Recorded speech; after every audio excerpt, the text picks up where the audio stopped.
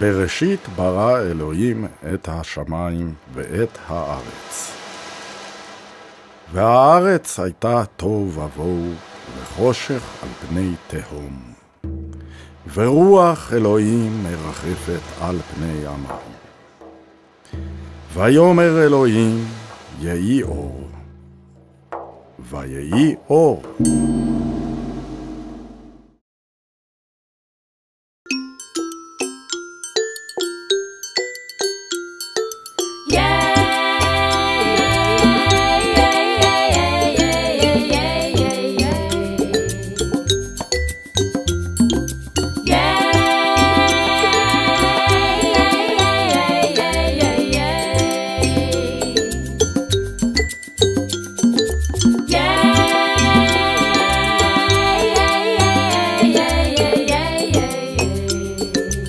הרעיון לסדנה התחיל להתבשל ככה אחרי הרבה שנים של עבודה בחינוך עם ילדים בתחום של טבע ובעלי חיים, והגישה שלי והאהבה שלי לתחום של האומנות.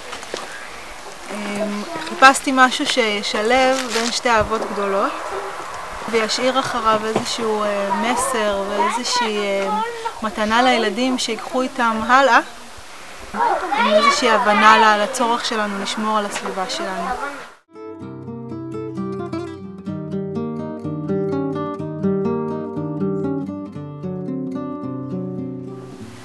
יער הקסום הוא יער מאוד מאוד יפה בראשיתי, שסכנה גדולה מאיימת עליו, והסכנה מגיעה מבני אדם שמגיעים אל היער ובעצם מתחילים לפגוע בו.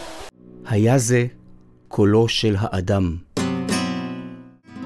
אנשי הכפר, אשר הגיעו לבקר ביער כדי לראות את יופיו, לא שמרו על כבודו, והשאירו בו לכלוך לרוב.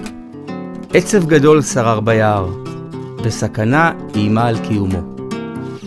בעקבות איזשהו אסון שקורה ביער, מגיע סבא טבע, שהיא דמות של שומר יער, שבא בעצם ונחלץ לעזרתו של היער. בוקר אחד פרצה שריפה ביער.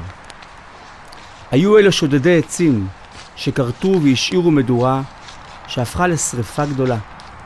שעות עמל סבא טבע הקשיש וניסה לכבותה ללא הצלחה.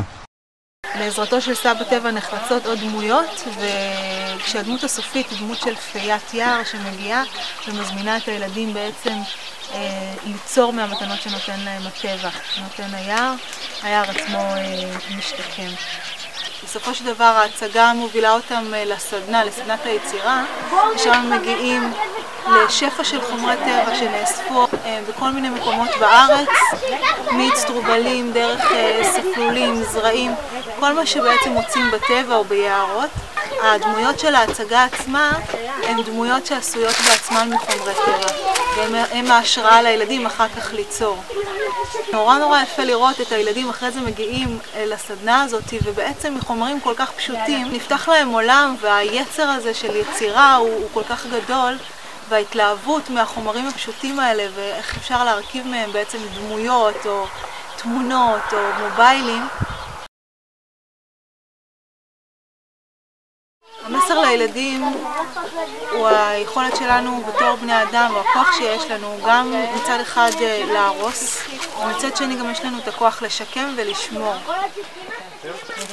יש לנו אחריות מאוד מאוד גדולה לשמור על הסביבה שלנו, גם בשביל עצמנו, גם בשביל הדורות הבאים שלנו.